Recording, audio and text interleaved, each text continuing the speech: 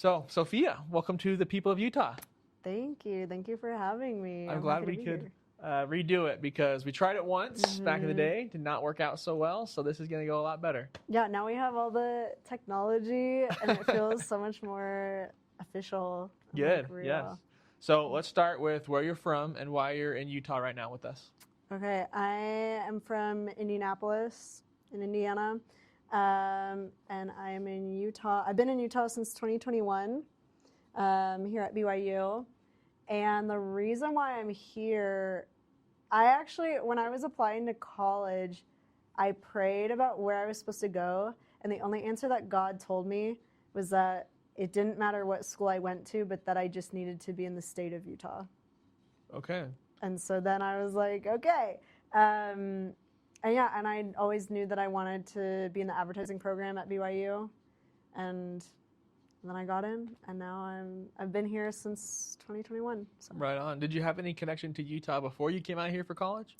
One of my older brothers, he went to BYU in like 2012, so like a while ago. Yeah. And then my sister went to BYU Idaho, but my one brother went here, and then that's it. That was kind of it. Yeah. So I kind of came by myself and just kind of figured out the vibe of Provo. Figured out the vibe of Provo, okay. Yeah. Tell me more about that. What do you mean you figured out the vibe of Provo? I feel like, it's like interesting because I feel like it's changed a lot since 2021 because I'm graduating this semester, which is exciting. So I feel like I think about like freshman year and I'm like, oh, 2021. And then I meet other people where I'm like, oh, they weren't even here in 2021. Yeah, oh, that's so real. And it's like, so it just feels like very different. I would say the vibe of Provo is very, okay. I have been working on using more neutral language because I feel like my experience in Utah has been very difficult. And in the past, if you would have asked me that, like, even a couple months ago, I probably would have just said like, oh, it's like really bad or like okay. just like really terrible. But I've been trying to use more neutral language because I think that is still representative of how I feel, but slightly more positive. But I would say that everyone says this, but it's very much a bubble. Mm-hmm. And I think a lot of people could very much benefit from more diversity. Yeah. I think is what I would say. 100%. Yeah. So your experience in Utah, has it strictly been BYU or have you had other experiences in Utah? Yeah, primarily BYU. And then I served my mission in Salt Lake City and Temple Square. Okay. So obviously that's a different vibe than Provo, but yeah. I've kind of just been in Utah like the whole time. And yeah, it's kind of weird to like think about how like a lot of my coming of age has occurred in Utah. True. Which is like really weird because I don't think growing up was like, oh my gosh, like Utah, like, I don't know. I mean, like everybody, at least a lot of people in the church like end up going to BYU, so that was a big thing. But at the same time, it's kind of weird to just think back and be like, oh, like a lot of my life has happened here. So that's really interesting because, Indiana originally, and then you come here for a lot of like formative years, both Provo, Salt Lake, that sort of experience. What would you say from your perspective is Utah's biggest strengths and biggest weaknesses? That's interesting. I'm thinking of strengths. I'm thinking of. It sounds like it's really hard for you to think about strengths, so it's okay. But again, like I said, I'm trying to use more neutral language now, and I don't want to make it sound like I'm not grateful. I am so grateful to receive an education, and I am grateful that I was able to serve a mission in Utah. Like I wouldn't change that. I would say maybe one of the strengths is like religious community. I think that's what I would say. Okay. Weaknesses. Ironically, I think I've had like the most like the hardest time spiritually in Utah. Interesting. So despite having like a bigger religious community, I think that the times that I felt the most distant from God have happened in Utah. I also think that there's a lot of people that live in Utah, have grown up in Utah, they go to school in Utah, and they've never experienced living outside of Utah. I love Indiana, where I'm from, and like the older I get, the more I love it. And I won't necessarily live there for the rest of my life, but I'm really appreciative of all of the experiences that I've had there. But I didn't realize like a lot of people have never had the experience of having to move or like not being able to go home for Thanksgiving all the time or for holidays, or like if you're going through a breakup and you can't go home and talk to your parents, like things like that. So I feel like that is one weakness where I feel like there's just a lot of people that live here and stay here for their whole lives. And I could see a lot of benefit in maybe trying something different. So true. Even just like for a short period of time. So true. There's something to be said for like being well traveled and having experienced different places and different people and all that kind of stuff. Because like I said, it's a bubble, and if you don't leave the bubble, that's your perception of the world is just so different. You know what I mean? Yeah. And I don't know if I told you, I lived in Indiana for a little bit. I lived in I Fort forgot Wayne. About that. Yeah. Wait, okay, I did sales, right? So I did yeah. Just like Fort Wayne and a lot of cities around there. I thought it was sick, dude. The Midwest is pretty dope. Not gonna lie. I think I feel like when I was younger, I never hated Indiana. Like I was always great. Like I consider it home. But I feel like no one cares about the Midwest. Like let's be honest. Anytime here where I'm like, oh, we're introducing ourselves and saying where we're from, one person says like, or I'll say like, oh, I'm from Indiana. And they're like, oh, okay, cool. Next person says, oh, I'm from California. Oh, where in California? Yeah. Like, do you know this person? Do you know that person? And it's like, no one cares about the Midwest. But I honestly think the Midwest, like specifically Indiana, is such an underappreciated place. And I feel like I've gone home pretty much every summer.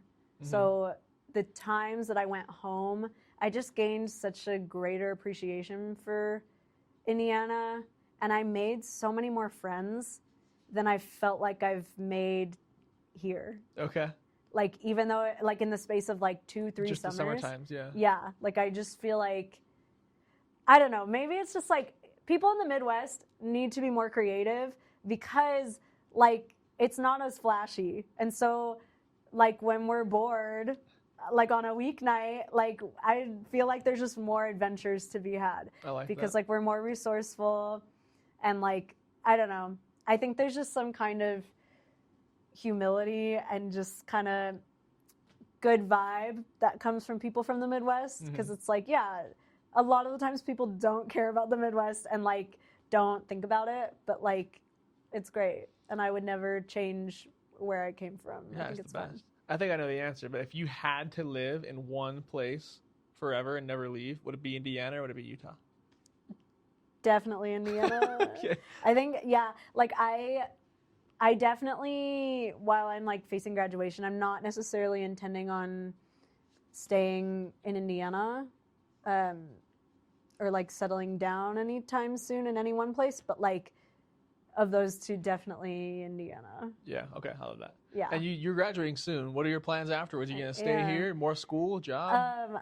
So I'm not staying here. I actually, as of right now, I have a plane ticket the day after commencement to go home. Because I'm like, guys, wrap it up and put a bow on it. Let's go. So yeah, I've actually like been in the process of trying to sell a lot of my things and like completely empty my room.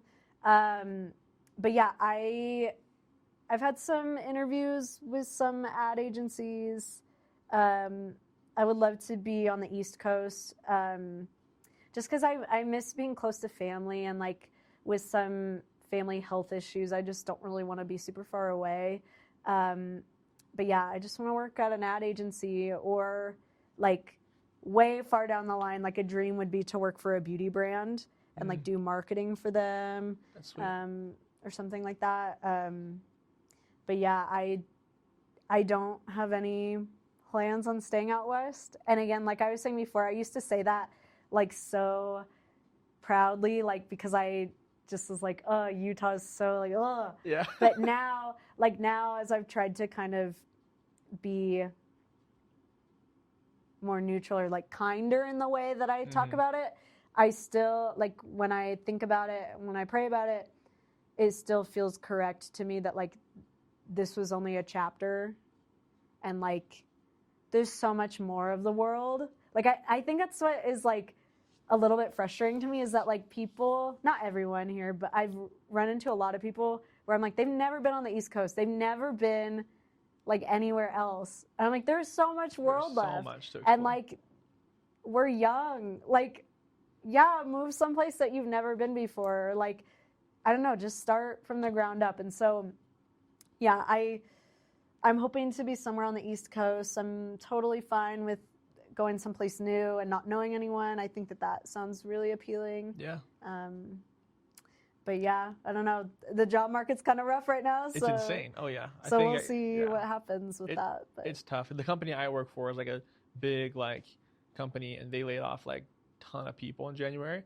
And I saw like nationwide, there was like 100,000 like layoffs. It's like the most that there's been in like a long time. So tough job market, but it's industry to industry. So you might be in a good spot. I don't know. But you also like, you're really big into makeup. How long have you been into that, and why is that a big passion of yours? I think I've just like always been a girly girl. Like my mom and sister love football, and like they're just very tomboyish, which I love. Like I think that's so fun. And that has just never been me. Like I've just always been like into just fashion and like makeup and stuff like that. Pink, obviously. You got pink all over. Pink, everything. And when I was younger, I was a theater kid. Like I still am a theater kid. I love theater. Yeah. And like in high school, I would be in shows, and they would be like, oh, well, you need to do your own makeup for the show. And like I just didn't really, like my mom and sister showed me how to curl my lashes and do mascara, which I very much appreciate. But like beyond that, everything else was just like, I just kind of had to learn.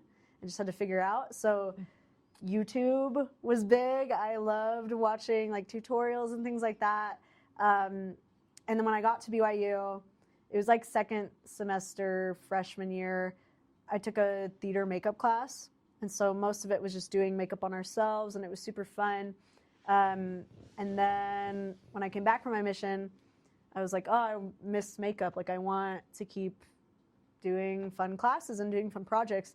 And then I got into all of the makeup classes here, and it's really fun because it's one thing to do your own makeup, but it's another thing to learn how to do other people's makeup, because everyone's face is so different, and there's just so many variables, and it's just really fun to be able to give someone more confidence and just make them love themselves a little bit more. That's sweet. But yeah, so I just love makeup. I love drag. I love like just anything. I literally, like before this, I was at a makeup job. Nice. Yeah, what does that mean? So is it like someone like performing or some photo shoot and you do their makeup, or what do you mean? Yeah, so it's a photo shoot. So I collaborate a lot with the photography students at BYU.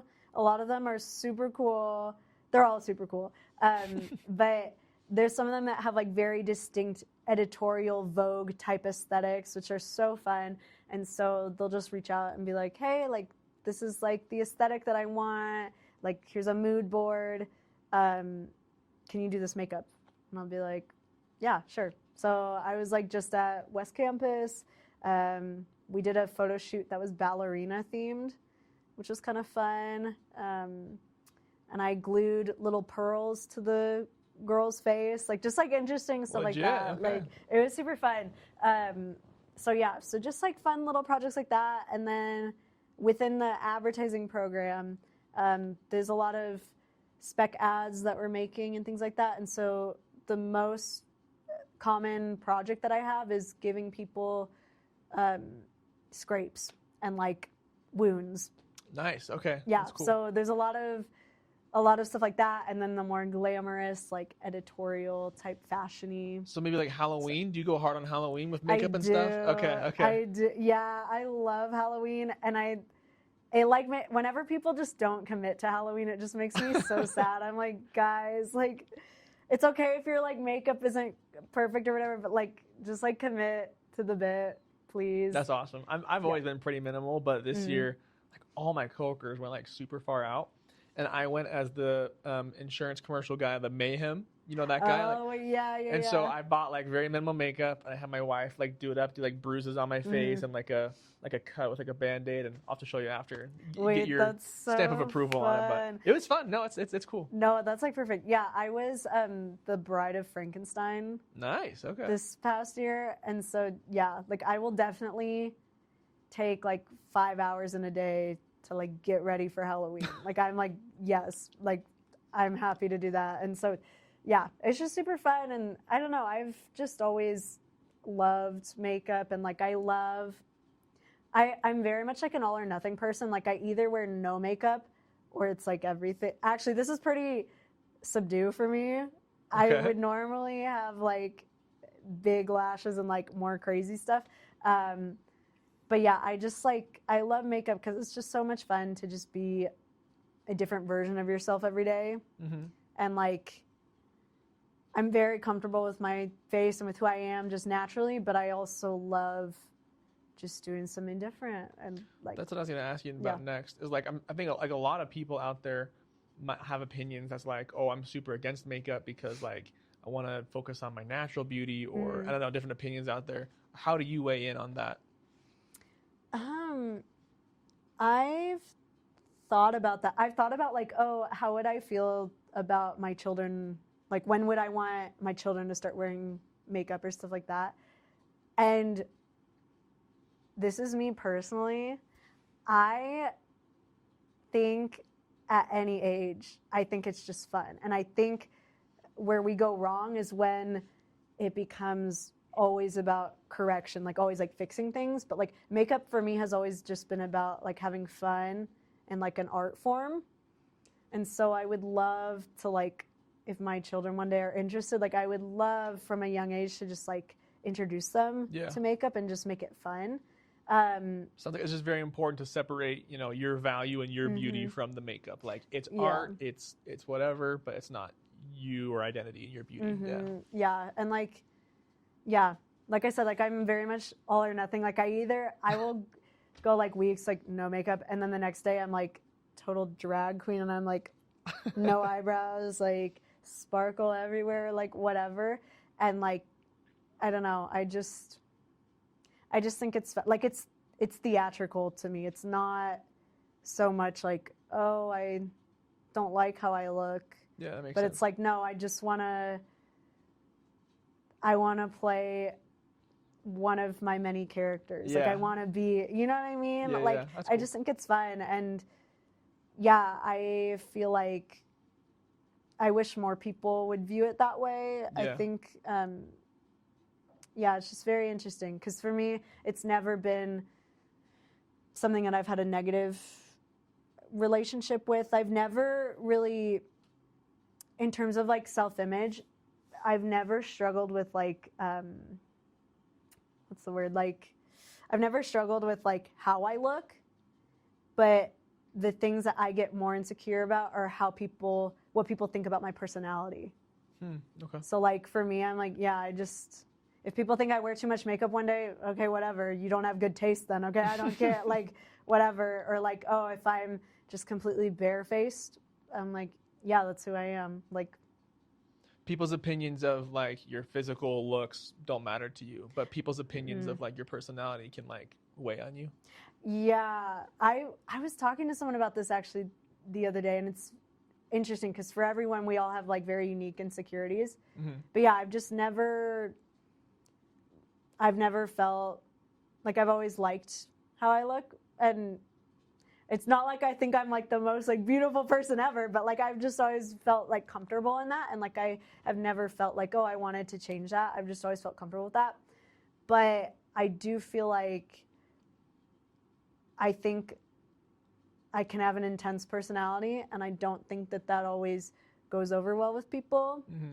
I've always said, I've told my friends this before, I'm like, oh, when it comes to dating, I'm like, physically, not that concerned. Like, I'm like, I can take a shower, I can do my makeup, I can like dress up, I can look nice.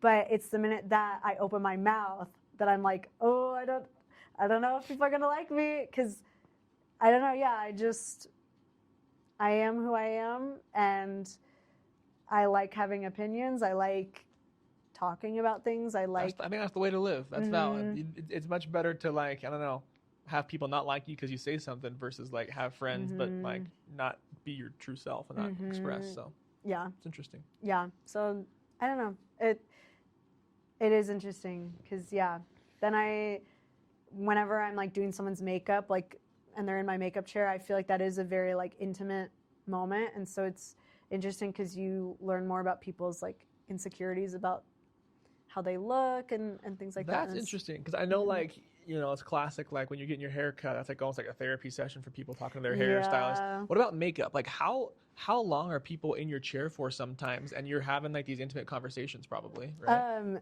So my makeup teacher, she always wants us to have like a schedule of how long everything is going to take, so we can just practice being efficient.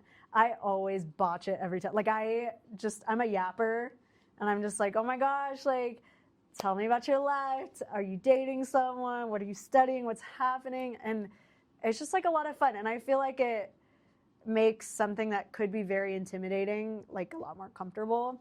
So like, yeah, I honestly like, I feel like people end up staying in my chair probably like at least 30 minutes more than they would if I just did my job like right away.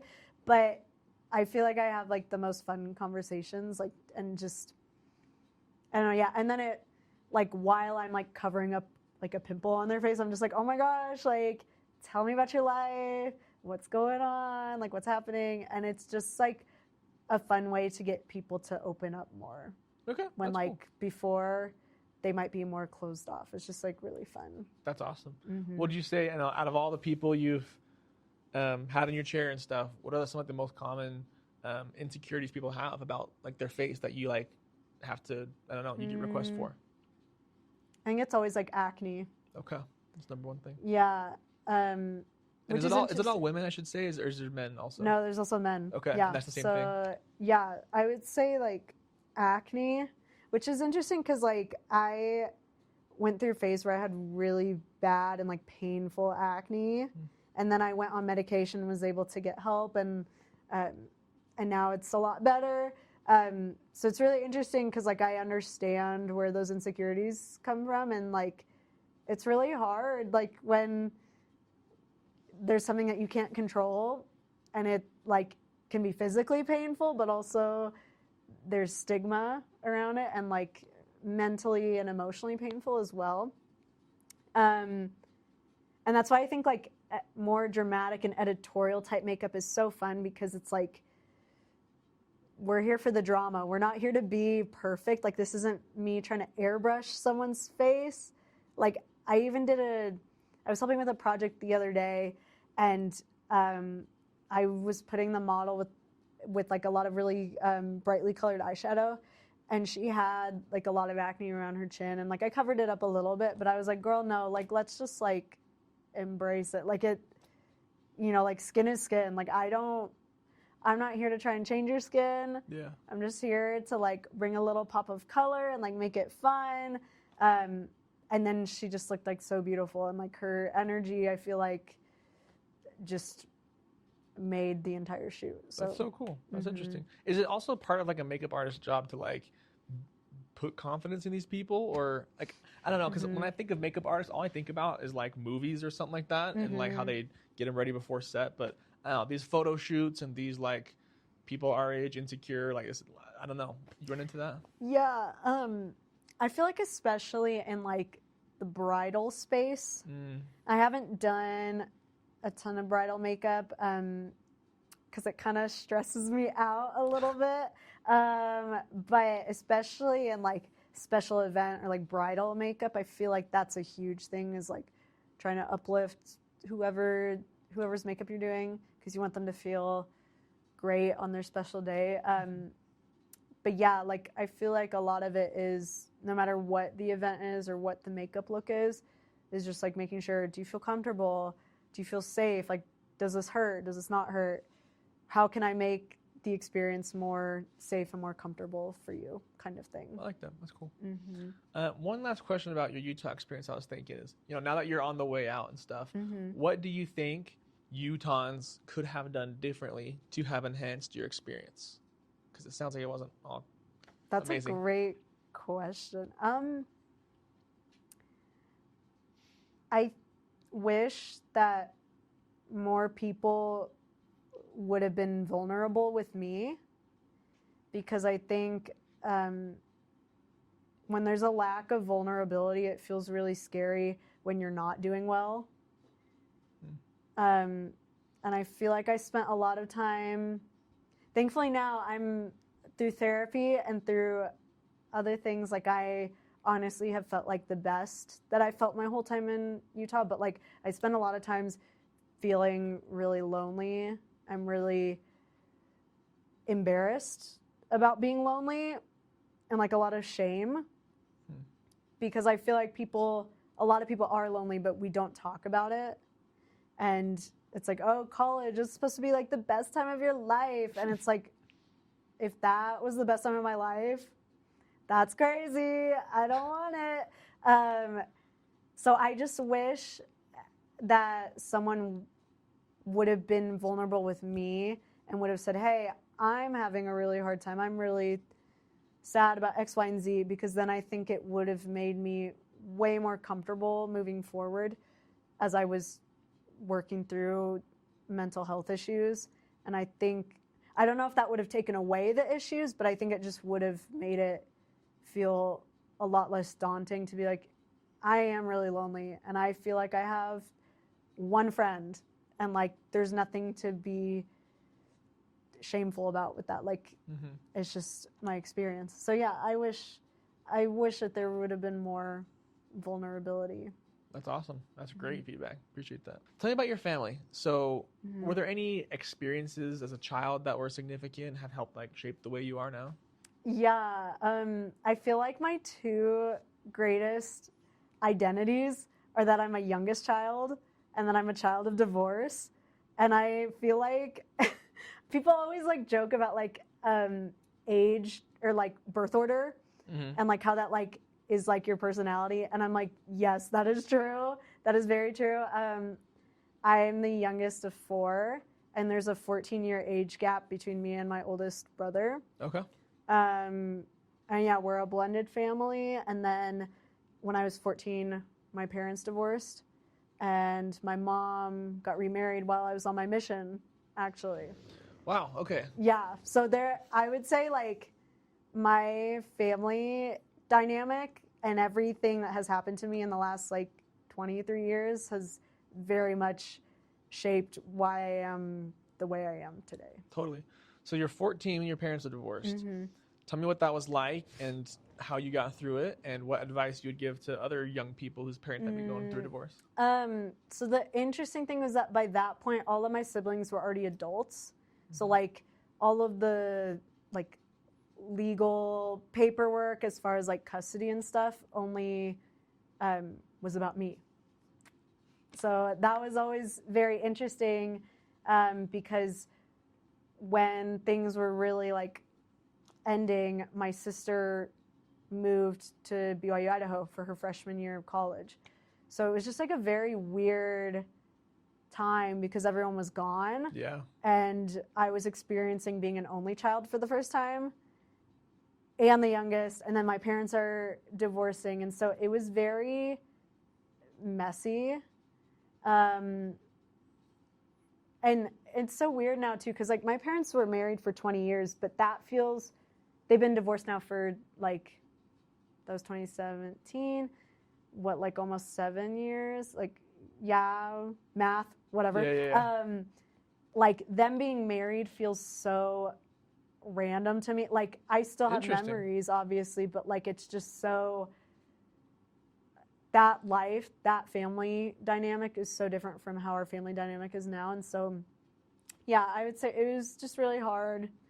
I remember when I was a little kid, I would sometimes have these like weird daydreams of like, I wonder what it would be like to have divorced parents. And then I would be like, oh my gosh, I'm a terrible person for thinking that. Like, why would I think that? Like, no, my parents are married and like, that's really good.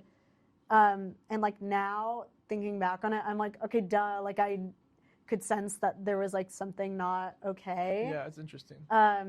Yeah, it's weird how like children, I think, have their own way of processing hard things. Some subconscious way of knowing that and preparing yourself. Yeah, so that's interesting. Yeah, because like I had multiple times would imagine like, I wonder what that would be like.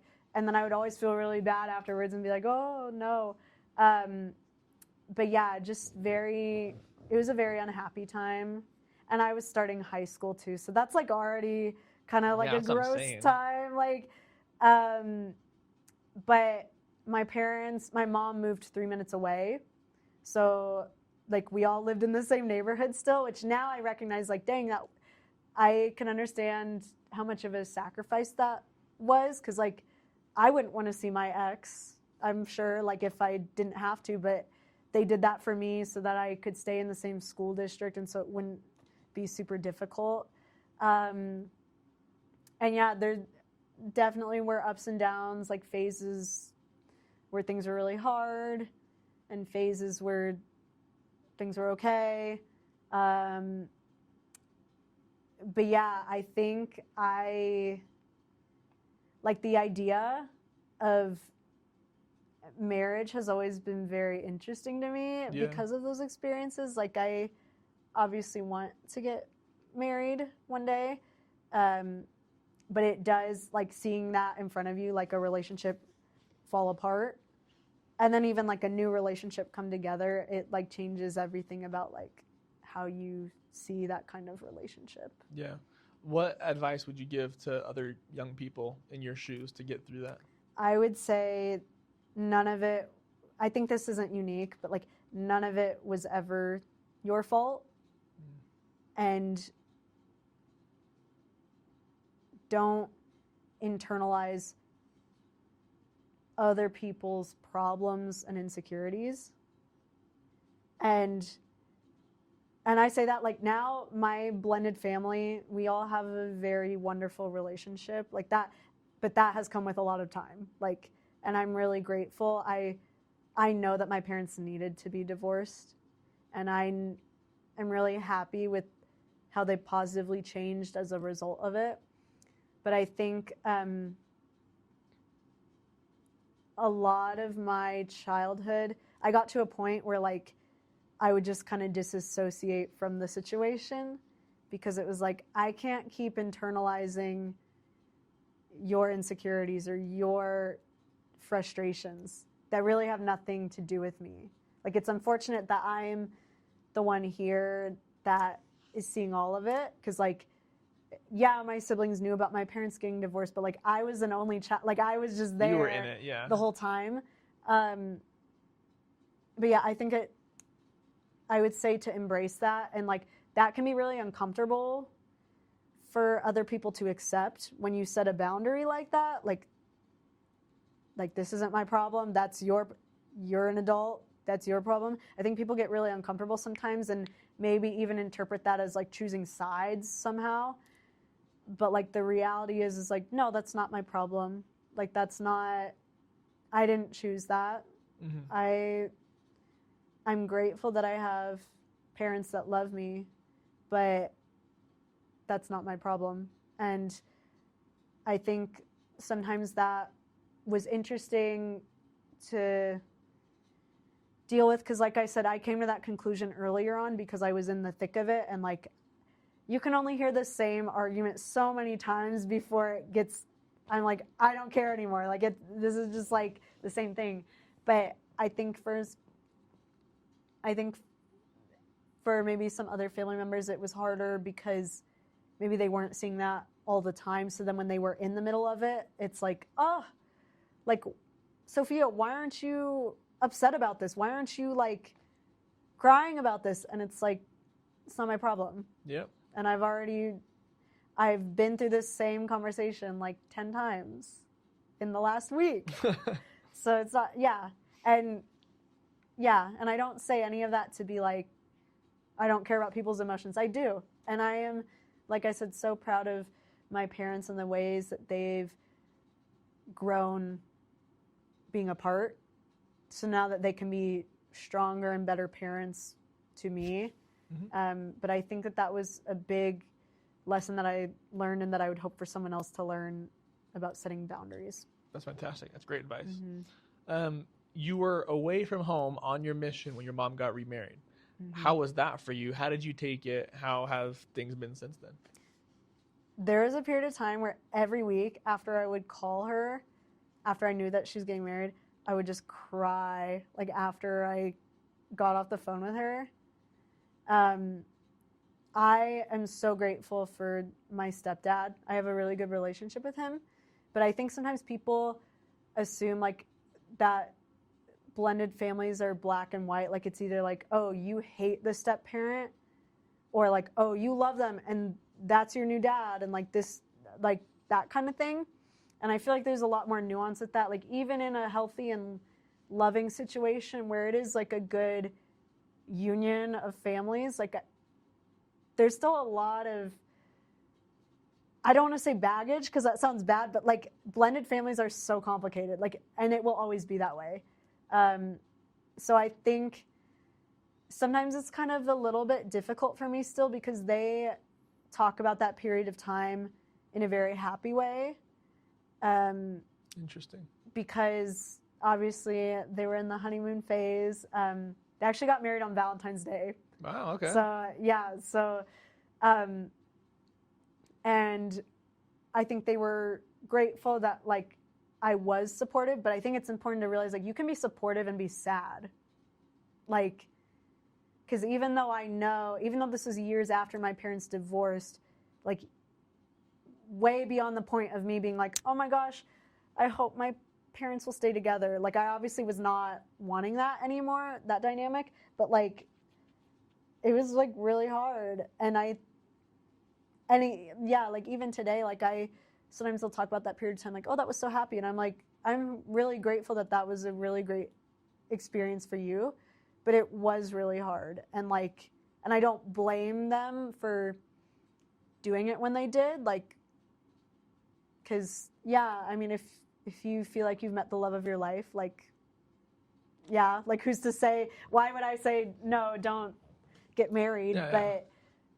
But yeah, I think it was just really hard. And I think that that's an experience that only I can really understand and validate fully for myself, but that's okay. Like, I don't need to have anyone else's validation for that, I guess. So yeah, long story short, it was very complicated. Yeah. I wouldn't say it was bad, but it was very complicated for me. Very nuanced, yeah. Mm-hmm. I'm switching gears a little bit. How would you define success and living a successful life?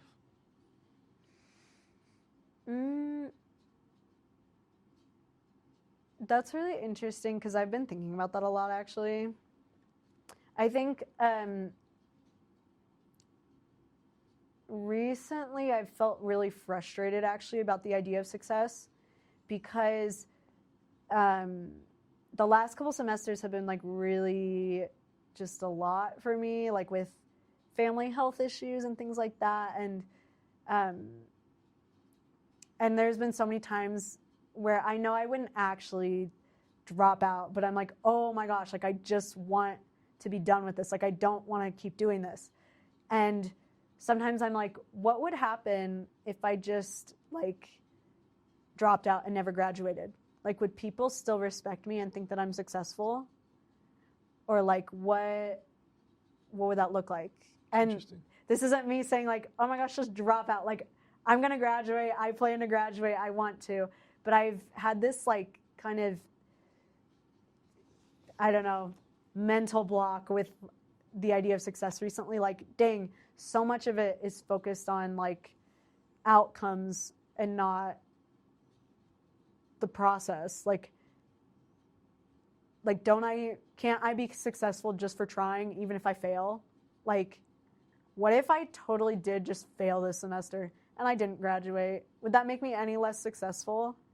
Like, I hope the answer is no. Like, I hope that people would still think just as kindly of me. Like, whether or not I succeed.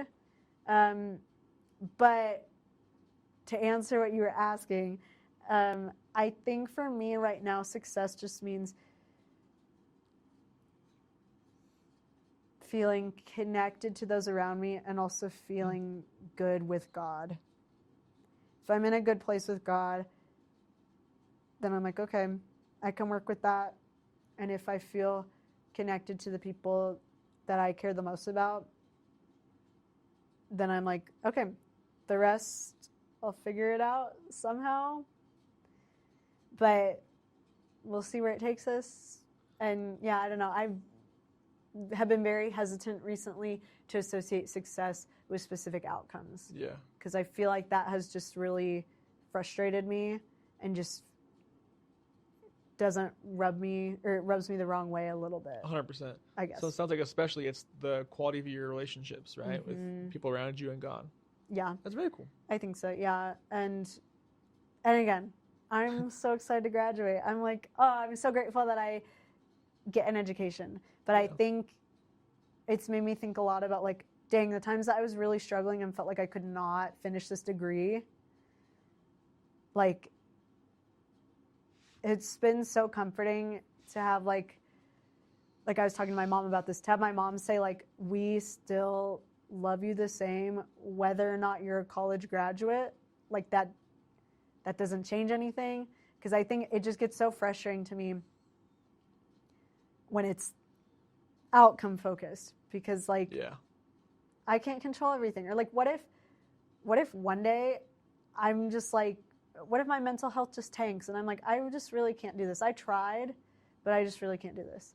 Why can't we celebrate the trying part? Yeah, the inputs, right? Like, it's like doing your best, not the outputs. Yeah. And so I like that, the input. Yeah. I think like I'm just focusing way more on inputs right now, and like that I am enough just for trying.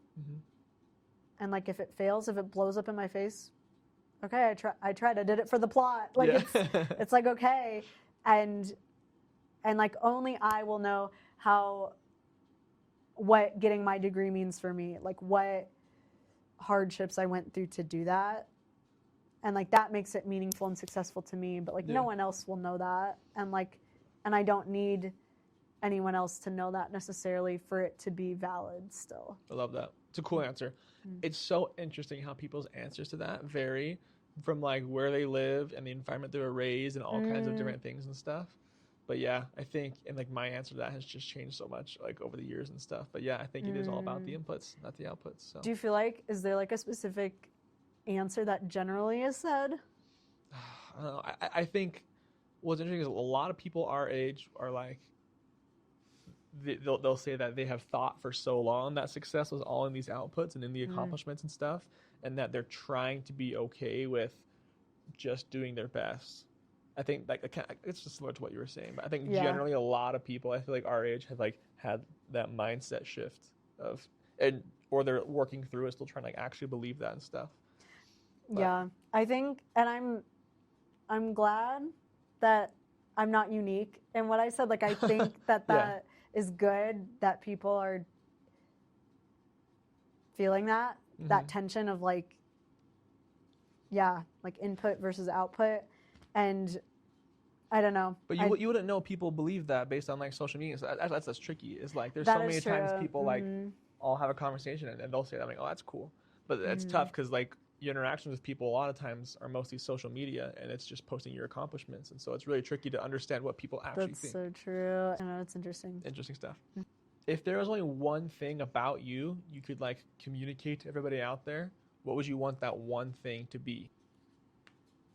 Oh, that's like a deep question. I think I would want people to know that they can be themselves around me. I think that's the only thing that I want people to know. I don't really care so much anymore if people know about my talents or like my hobbies. Like I think makeup is so fun, but I'm like, whatever though. That's like not the most interesting thing about me. Like I would much rather have someone know that like they don't need to pretend to be something they're not around me. And And I wish, there's a lot of times where I've wished that I had someone like that around me, which my immediate family and like immediate support group, I have that, but I haven't always felt that way like in Utah, or just during college, I would say. Yeah. So I think that that's what I would want people to know about me, because I feel like That's cool. everything else, like hobbies and like interests, I'm like, that's kind of easy. Like anyone can look at my Instagram and know that I like makeup. Like, okay, cool, like whatever. Mm-hmm. But like just knowing that someone has your back and that you can be a safe space to someone, I think that that's more valuable, and that can be more rare at times, unfortunately. So I think that's what would be the most important thing that I want people to know. That's awesome. It's a fantastic answer. And I agree. I feel like lately, like that's what, I don't know, is just so much more valuable, is like your connections with people and like trust. I think it's way easy to like make friends and like be liked on like a surface level and stuff. Like you see people every once in a while, whatever. But like to be trusted is way harder. Like the list of people that I like or even love in my life is a bigger list of the people I trust. I think that's like a lot harder to come by. You know what I mean? That's like, actually so true. Yeah. Or like you can like someone a lot but not trust them. Totally. Yeah. Yeah, I feel like there's very few people that I actually like now that you're saying that, I'm like, do I trust anyone here? Yeah. I'm like, I think there's people where I'm at this point, I'm pretty close to being like pretty 100% myself, but there's still always like, I don't know. Like I feel like my relationship with my family right now, like I could just be like a complete like couch potato. Like I don't need to do anything to be worthy of love to them. And and that's part of trust for me, is like, I don't, like hopefully I am trying to serve other people around me, but like I don't need to do anything to just know that I'm safe. Yeah. Versus with other relationships, it is like conditional almost. Yeah, conditional. Yeah. And like, I don't know. Yeah, I think trust is way underrated. I don't think we talk enough about how we should trust. We need to have more people that we trust in our lives, because it's like, I mean, it's easy. It is so easy to make friends, but to make people that you trust, like a friend, that's like, I feel like a friend just feels like someone you could go to a party with. Okay, sure, whatever. Like that's easy. But like people that you could actually trust, that you could be vulnerable with. Yeah. Or that, like people that you don't even have to explain yourself to, but they can just sit with you in whatever you're experiencing, I feel like is more rare. Which is, that's why I brought up, it sounds like that's what you want to be for people, right? People to be vulnerable with you, to be trusted on the same way. Yeah, I think that's the biggest thing, most important thing, to be that for somebody and have people like that in your life. So that's awesome. It's still early in the year, and I know you're graduating this year. Is there anything else you're looking forward to this year? Super exciting. Okay, I'll have one just fun thing and then one deep thing. Okay. I bought Harry Styles tickets. Huge news. In so what, New York like, or what? Yeah, New York. I'm going with my sister and brother-in-law.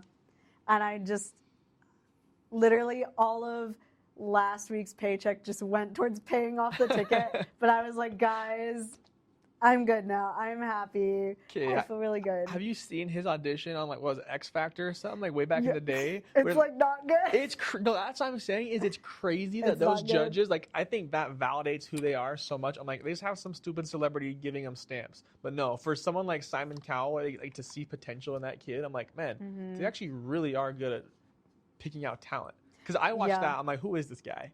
But they watch that and they know and what he's become. They see the vision. They see the end from the beginning. Yeah. But yeah, so that on like a service level, I'm sick. I'm just excited about that. And like, yeah, I finally paid off the ticket today. So I'm like, oh, okay, we're good now. That's so funny. We're good. But beyond that, I feel like,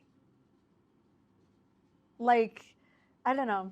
I just feel like I've been growing a lot more, like spiritually and also in the way that I approach platonic and romantic relationships. And so with all three of those things, I think I'm just really looking forward to seeing how I evolve and like what experiences continue to shape that. Because I feel like for the first time in a while, I'm actually being like as healthy about those things as I could be.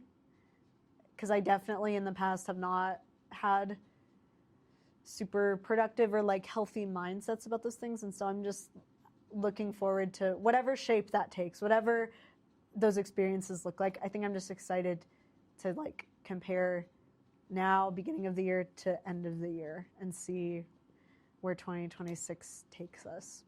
Love that. That's way cool. You mentioned a couple times, you know, the importance of God in your life, and you said that like, you know, your spiritual growth has been awesome lately. Tell me a little bit about that, and like, why is spirituality and your relationship with God important in your life, and why has it been so enhanced lately, like you're saying? I think the reason it's important is because I'm realizing how valuable it is to have an actual like individual personalized relationship with God, and how miraculous and special it is to have someone that knows you completely, where you don't have to explain yourself and you don't worry about being misunderstood or misrepresented.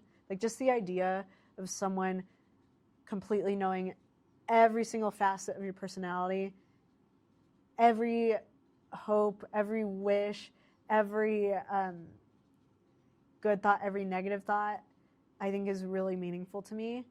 I actually had an experience a couple weeks ago that was really difficult, where someone that I had previously really respected and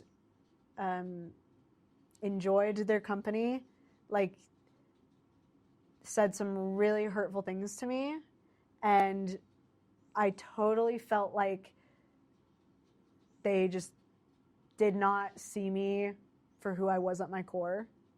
And it was a conversation that I hadn't even said anything. Like it was just the most random thing ever. Like I was not deserving of what was said to me. And it was really hard, and I was really upset. And in that moment, I think it made me realize, like, I need to have a solid relationship with God, because people are going to misunderstand me all the time, or like assume things about me and assume things about my testimony based on like stupid things, or like nothing that is even like factual or like, you know, deep. And so I think I'm just constantly, at least right now, where I am right now, everything is a work in progress, and there's a lot of things that I feel like I've been working through spiritually, and a lot of questions that I've had. But I think everything that I do right now is just because I want the one person who can to understand me the most, if that makes sense. That's way cool. And I think that's something that I forget about a lot too, is that idea is so important. It's just someone who like really gets you. Because at the end of the day, it's like, I don't know, when I see people do crazy things and I just like want to make judgments, like, oh my goodness, like that's crazy, this is crazy, like, and I'm talking about extreme circumstances like I see online and stuff, but I'm just like, man, it'd be interesting to know like what things led, and that's actually why I love true crime, is like, dude, what were the things that like happened to this person to lead them to do these crazy things? Like what happened? And not that like those things excuse what they do, but it's just so cool to know that we have someone that can actually like completely understand our background, our brain chemistry, all the tiny little things that lead to our choices. So I love that. I agree. I think like it's really hard sometimes to figure out your spirituality. I feel like in such a area where it feels like everyone is constantly flaunting their spirituality, if that makes sense. And like, yeah, like I served a mission. Okay, cool. But also like, I am so much more concerned now with how I'm doing currently spiritually. Like, and it's interesting. I think it's just really frustrating to me sometimes, like how much we glorify certain cultural norms and things. Milestones in your progress. Yeah. I've often felt like I never wanted to serve a mission, and so like me going on a mission, I feel like was God's mercy. Like I think that was a gift that he gave me, and like I didn't want it at first, which is like I was really stubborn, and I'm so grateful that I have that experience. But because of that, I think sometimes like it feels really difficult for me to exist spiritually here, because on one end, like I'm maybe too spiritual for some people, like in the sense that like, oh, I did serve a mission and like there are certain values that I want to have. But then on the other end, I think I don't always feel like I fit in with people at church, and I have a lot of questions, and it doesn't come from a place of trying to criticize, but just I want to know, and I want to make sure that everyone feels safe at church, and I want to keep asking, like, why am I choosing this gospel in this church? And because of that, I often feel very like just no one is ever fully happy with how I am. And I've had to realize, like, God is the only one that knows all of Sofia. He's the only one that knows all of me. He knows every single thought that I've had. And, like, that is so comforting to me. Because, like, especially when that one individual said some things that really hurt me, I just felt so, like what the crap? Like, I didn't do anything. Like, what was the point of that? And so it's just really comforting to know that there is someone that is always in your corner, that always understands all of the nuances of your personality, and they see everything. And they don't just see you for your doubts. They see you for the times that you still try, even when you're not feeling it. Like, and it doesn't matter what you accomplished that day, but just the fact that you tried and that you wanted to be close to God and to have a connection with him. That's all that matters. Way cool. We'll wrap up here in a second, but I wanted to talk more about that. When you mentioned it's important to you that people feel safe at church and stuff. That's actually something I've been thinking and talking about a lot lately. What do you mean by that? I think no matter what, I just would hope that people at church always feel safe to ask questions. And also, no matter what their background looks like where they're from, their sexuality or things like that, I think it's so important that, like, church is where you want to go on Sunday, instead of a place where you feel like, oh, like, people aren't going to like me, or like, and in my own personal way, I feel like I've definitely felt at times like, dang, like, I served a mission and, like, I did the right thing, and yet I still feel like people don't care about that. Like, they just think that I have doubts, and, like, that's all they see me for. And so I think making church a safe place means giving more room for nuance, while also, like, embracing the teachings of Jesus Christ. 100%. Because that's why we're there, is to be closer to him. That's really cool. Something interesting on that same subject is I was talking to my friend the other day, and he's been out of the church for many years, but he was raised in it. And he was talking about, like, when he was on, like, starting to leave, one of the biggest things for him was, the way he described it was that there's certain, he said, it feels like there's certain personalities that, like, don't fit with the church. And so he used colors. He's like, let's just say there's, like, red, blue, green, and yellow.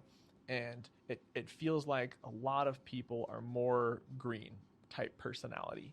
And maybe they're high achieving, maybe they're big into business, maybe they're big into certain things. And I'm more of a yellow, and it always felt like, you know, like, my different, like, ideologies, my different, like, political beliefs, my different whatever, always made me feel like I didn't like have a place, when really it should be all about the gospel of Jesus Christ. It shouldn't matter these different personality types you all have. Like the church should be, the gospel of Jesus Christ should be completely encompassing in all the personality types.